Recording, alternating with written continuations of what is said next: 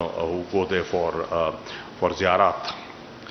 I also briefed the Foreign Minister on the situation that is evolving in Afghanistan. Obviously, as an important country in the region, they have an interest in that, and I've also informed him about the constructive role, the facilitating role Pakistan has and will continue to play in the peace process. In fact, right now we are in Doha engaging with the Troika and with other stakeholders to push the peace process forward. I've shared with him the situation in Indian illegally occupied Jammu and Kashmir, the state terrorism Kashmiris are facing, and the gross human rights violations that they are suffering. We also discussed and deliberated upon the Middle East situation and how important peace and security and stability of Middle East is for Iraq as well as Pakistan, because of a significant number of Pakistanis who live and work and contribute to the socio-economic development within Middle East and in particular the Gulf countries. I'm happy to share that we have just signed, before coming down for this stakeout, an MOU between Iraq and Pakistan, and this is a bilateral political consultation mechanism that we intend to establish for regular consultations on issues of interest to Iraq and Pakistan, regional issues, global issues, so that we synchronize our positions and have a more coordinated position at international forums. So I welcome the Foreign Minister, and over to you, sir. Thank you very much. And thank you, Your Excellency Makhdoom Shah Mahmoud Quraishi. We had an excellent meeting, and this is not the first time that we meet. Indeed, we had our first meeting in Baghdad, and then the second meeting we had it in Antalya in Turkey. And each time we are thinking about how to be partners, our countries to be partners in various fields. When we are studying the trade relationship between both sides, we see that it is not in the level that we desire. So the discussion is about to increase the trade level between both countries. But we discuss many other issues, many other topics, as His Excellency mentioned.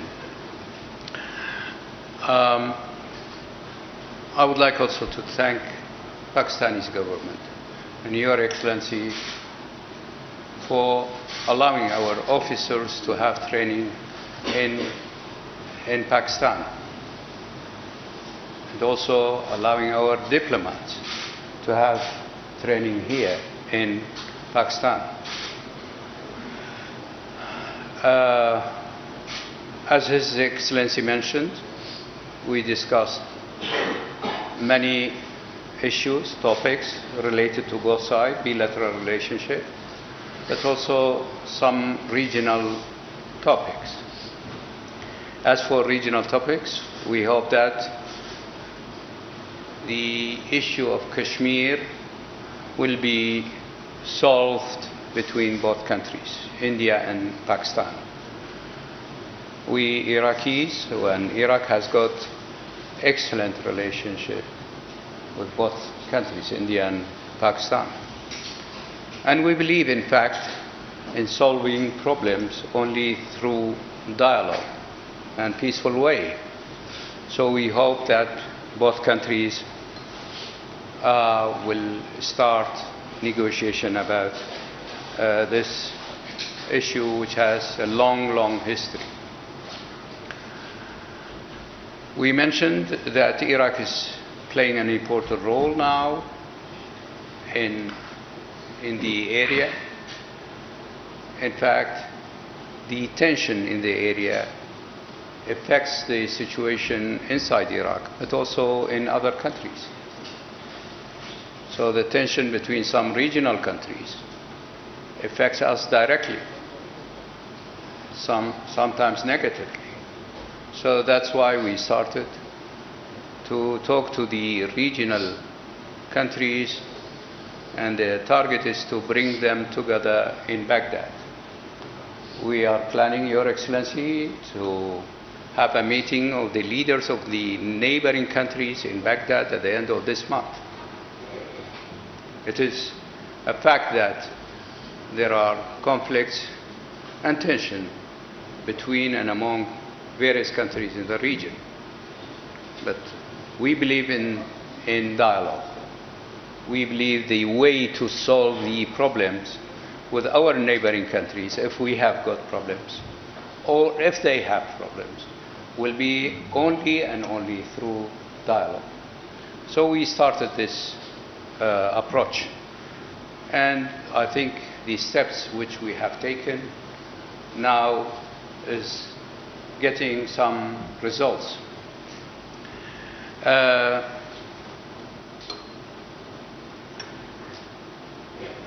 Our Prime Minister has been invited to Pakistan, and His Excellency accepted the invitation, and we are planning together so that we can prepare the ground for his visit. Once again, I'm honored to be here. This is my first visit and first time to be in Pakistan. And thank you very much, Your Excellency, for your hospitality. And I am looking forward to have various meetings with the leaders of this country the coming days. Thank you very much. Thank you, Excellency. And we can now take few questions. My request would be if you could kindly introduce yourself, your news outlet, and also indicate who your question is addressed to. Ji, Amjad.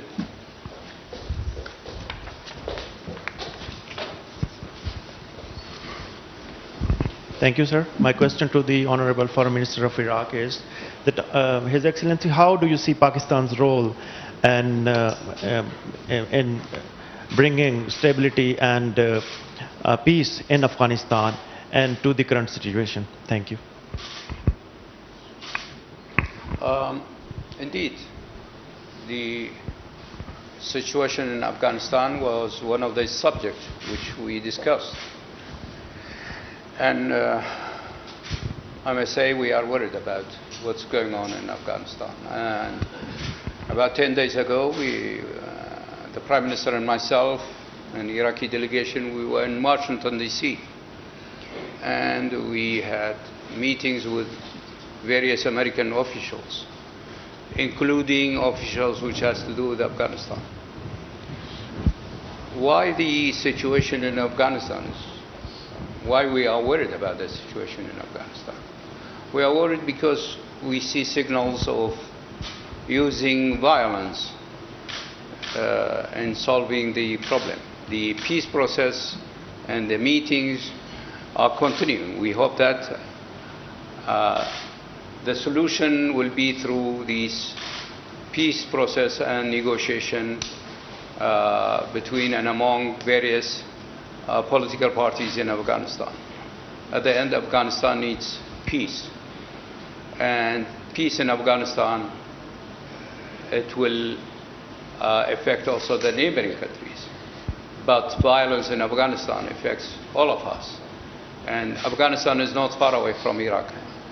So that's why we are worried about what's going on now in Afghanistan. But we hope that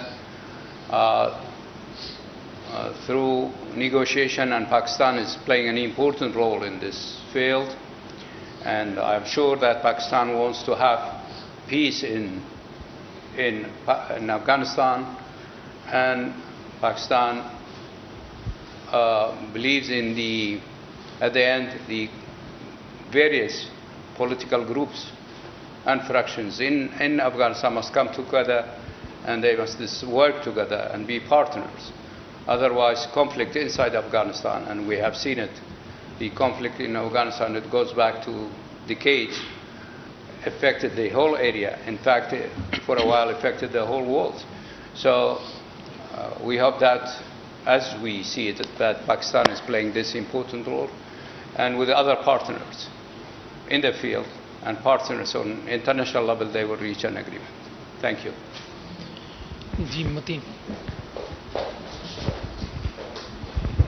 Thank you, Excellency. This is Mateen Haider. I am representing GTV. As Foreign Minister of Pakistan has mentioned about Pakistani Zaireen and the policy of Iraqi government on the visa. So would you like to give detail what policy Iraqi government is introducing? And Muharram has already started. Thousands of Pakistani Zaireen are waiting about the new Iraqi visa policy.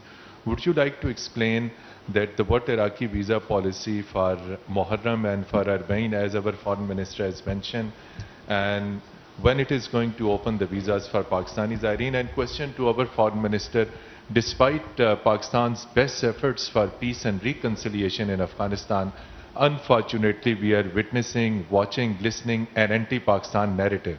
So why it is so, despite our best efforts, diplomatic efforts at Doha in Afghanistan and elsewhere, and over last 2 days we are witnessing there have been very negative trends against Pakistan vis-a-vis Afghanistan is concerned. Would you like to throw light which elements are behind such propaganda against Pakistan? Thank you.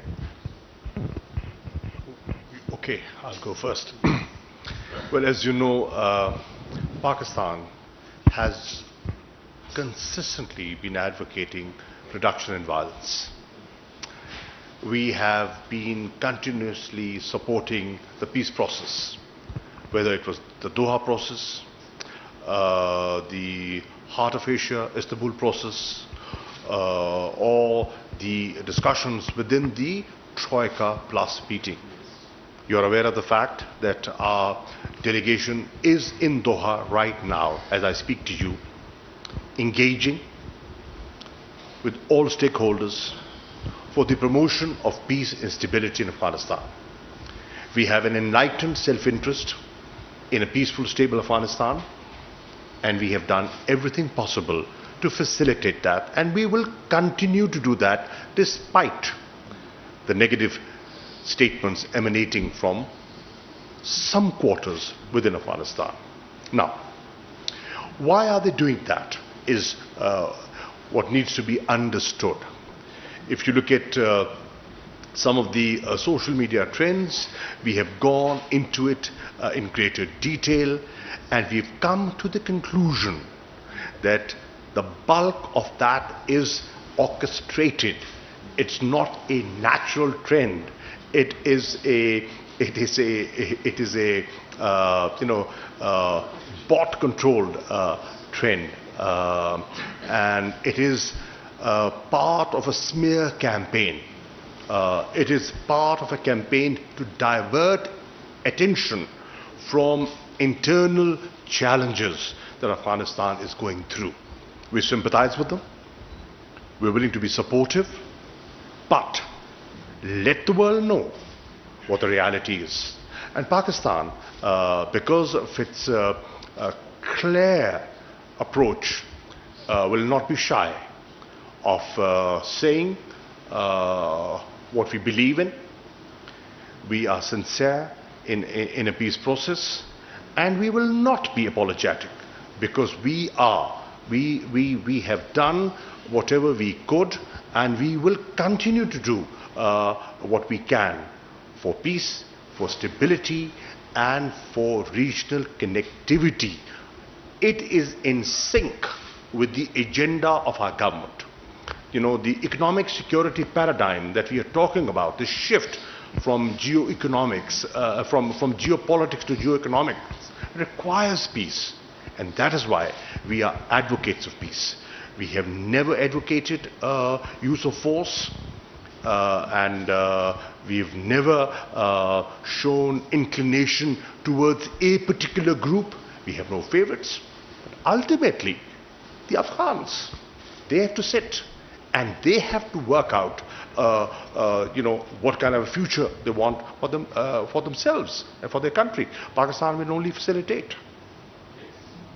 Excellency. As for the Zaireen, the visitors from Pakistan, because of the situation in Iraq, for a while there wasn't flights between Pakistani cities and Iraqi cities. But now I've understood that there are flights between Pakistani cities and Baghdad and Najaf.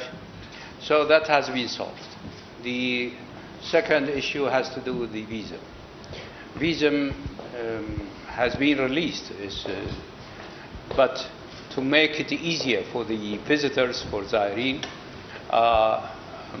when I will be back, I will discuss this issue with the Minister of Interior in Iraq, because at the end, it is the responsibility of Minister of Interior in Iraq to make it easier for the Zaireen, from Pakistan, to come to visit Karbala and Najaf and Baghdad and other areas, other holy places. And we are going to work on that. We are going to solve that problem. And Zaireens from Pakistan, they are welcome in Iraq. And this is in the mutual interest, but also it is in the interest of both people to build different kind of relationship between both countries and between both societies. Thank you. Numanish Mughal from Parliament Times, sir. Welcome to Pakistan in this sacred month of Muharram. Sir, Pakistan and Iraq were close allies in support towards Palestinian people. However, in last year of Donald Trump administration, we have seen that most of the Middle Eastern countries started recognizing Israel. Sir, do you believe any normalization of ties between Iraq and Israel? Are you the principal stance that Pakistan is on the Palestinian issue? We believe in the Palestinian cause. We believe in the right of self-determination of the Palestinian people. And at the same time, when we are talking about right of self-determination of the Palestinian people, the choice of this right, the exercising of the right of self-determination, is in the hands of the Palestinian leadership. The Palestinian leadership will decide about their future, and we are supporting any issue, any target that the Palestinian people and the Palestinian leadership will choose, because we believe in their right of self-determination. Thank you, sir. This is Zargun Shah from Geo Television. My question to the Foreign Minister from Iraq is whether do you really see an end to the crisis in Yemen, and whether Pakistan and Iraq are ready to play their role in the reconstruction and rehabilitation process there. Thank you. This question is for both foreign ministers. Thank you. I didn't get part of your question, to be honest. Did you see what? The Yemen crisis. Yemen, okay. Should I ask the question? Yeah, no, I got it. You see, part of our effort in the region has to do with these issues. The Syrian situation, the Yemeni, the situation in Lebanon, even in Iraq. Most of the crisis is interlinked regionally. So one of the reasons why we are moving around and going around to all these capitals, and one of the reasons why we are trying to bring our neighbors together in Baghdad has to do with these issues. Of course, I do recognize that there are problems inside these societies, and there are conflicts, political conflicts inside these societies. But there is also a fact that these conflicts has got regional dimensions. So to deal with the regional dimension, it will make it easier to deal with the issue inside the country. And Yemen is one of these issues. It is a fact that the conflict in Yemen is not only Yemeni conflict, it is a regional conflict. That's valid for Syrian conflict. That's valid for Lebanese conflict. So that's why, at the end, if you want to seek solutions, then you must deal with it also on regional level. We hope that through the approach which we have chosen, and that the Saudis and the Iranians, they are discussing matters related to both sides in Baghdad. We hope that at the end also they can help to find solution for Yemeni issues. Because وزیر خارجہ شاہ